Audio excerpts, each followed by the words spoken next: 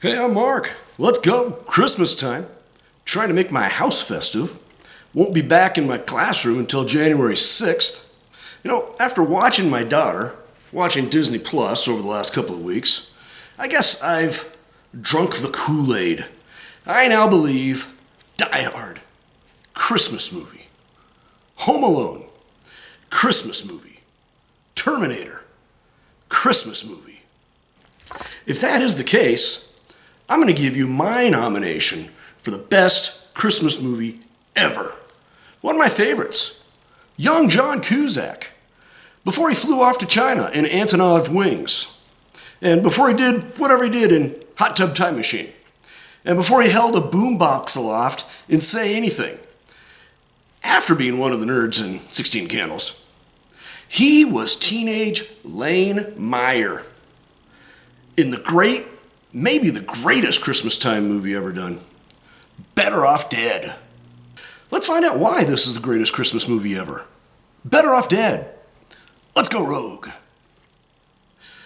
Written and directed by savage Steve Holland, Better Off Dead was released by Warner Brothers Pictures on August 23, 1985. The film was not a commercial success, only making back a little more than $10 million. John Cusack actually walked out of the screening of the movie and dissociated himself from the film. Nevertheless, it has become a cult classic. Cult classic. John Cusack plays Lane Meyer, high school student who's been dumped by his girlfriend, Beth, just before Christmas.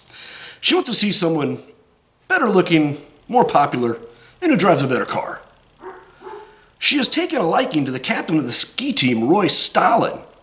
Lane has decided that his only option is to commit suicide. But his attempts are continually screwed up and turn into ridiculous gags. In the meantime, Roy Stalin has cut Lane from the ski team. Lane bought a '67 Camaro a few weeks back because Beth thought it was tasty. It is now under a tarp in the front yard, and Lane is reduced to driving the family station wagon.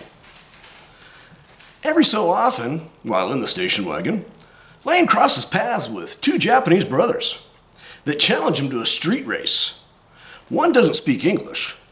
The other learned English while watching Wide World of Sports and only talks like Howard Cosell.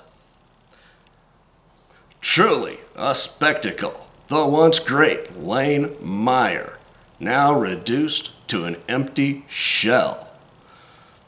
Lane's station wagon can never keep up. Lane's father, Charles Emerson Winchester, David Ogden Stiers, gets him a job at Pig Burgers, which he promptly gets fired from after dreaming that one of his hamburgers comes alive with the voice of David Lee Roth and the guitar of Eddie Van Halen. Everybody wants some. Monique is a French foreign exchange student who lives with a family across the street. A ploy by the mom to find her son Ricky a girlfriend. Lane's mom invites him to dinner for French fries, French dressing, and French bread. The dinner ends abruptly, but Monique takes an interest in Lane. She helps restore the Camaro. He then defeats the Japanese brothers in a street race, driving the Camaro. In the movie's climax, Lane beats Stalin in a race on the notorious K-12 ski run. Beth runs to him, but Lane rejects Beth and walks towards Monique. Ricky steps in the way and engages Lane in a sword fight with ski poles. After subduing Ricky, Lane accosts Monique, and they drive off in the Camaro. The film ends with the two kissing on home plate of Dodger Stadium. So why is this a Christmas movie? Well, by modern standards, this is a Christmas movie because it occurs at Christmas time. Christmas is more central to Better Off Dead than it is to Die Hard, or even Home Alone. Christmas trees, garland, tinsel, and red bows dominate Lane's home, along with the TV in the fireplace showing the never-ending Yule log. Lane's mom gives him a supply of TV dinners on Christmas morning. But the heart of the story goes beyond that. The wise men. Lane's brother, Badger, doesn't say anything during the course of the movie. But he has the ability to build lasers, attract trashy women to his room, and build a space shuttle. Another wise man is Lane's best friend, Charles DeMar. who helped him train on the K-12. Go that way, really fast. If something gets in your way, turn. Danger.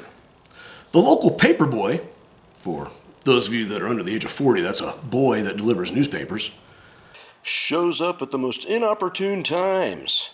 At home, after a high school dance, on top of a ski hill, demanding $2.